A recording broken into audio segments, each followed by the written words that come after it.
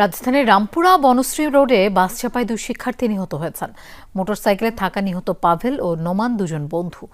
ঘটনাস্থল থেকে ঘাতক মিয়ামি পরিবহন বাসটিকে আটক করা গেলেও চালক ও হেলপার পালিয়ে গেছেন।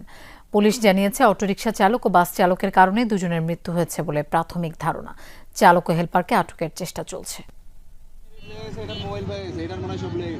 সকাল 11:30টার দিকে ম্যারাদিয়া থেকে বনশ্রীর দিকে যাচ্ছিল দুই বন্ধু পাভেল ও নোমান।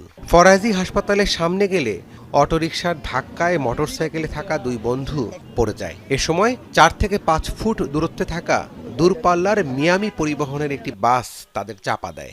4 ফিট দূরত্ব ছিল, ও ব্রেক করতে পারতো। ওর বাস 20 থেকে 25-এর টান ছিল, ঠিক আছে, 20 থেকে 25-এর টান ছিল।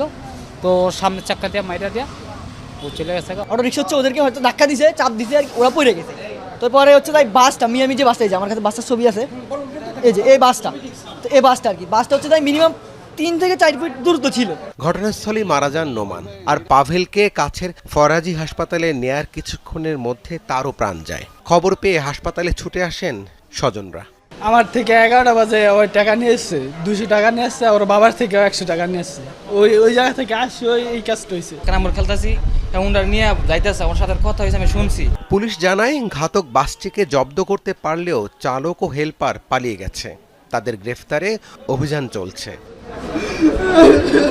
মিয়ামি এসি বাস আসতেছিল ওই, আর মোটরসাইকেল একই দিক থেকে আসতেছিল। পরবর্তীতে ওই অটোকে সাইড দিতে গিয়ে অথবা অটোর সাথে ধাক্কা লেগে গাড়ির নিচে পড়ে গেছে, এটা আমরা জানতে পারছি প্রাথমিকভাবে। এটা প্রক্রিয়াধীন আছে। এদিকে রাজধানীর ফকিরাপুলে প্রাইভেট কারের ধাক্কায় মারা গেছেন মতিন মিয়া নামে এক রিকশা চালক। রাব্বি সিদ্দিকী,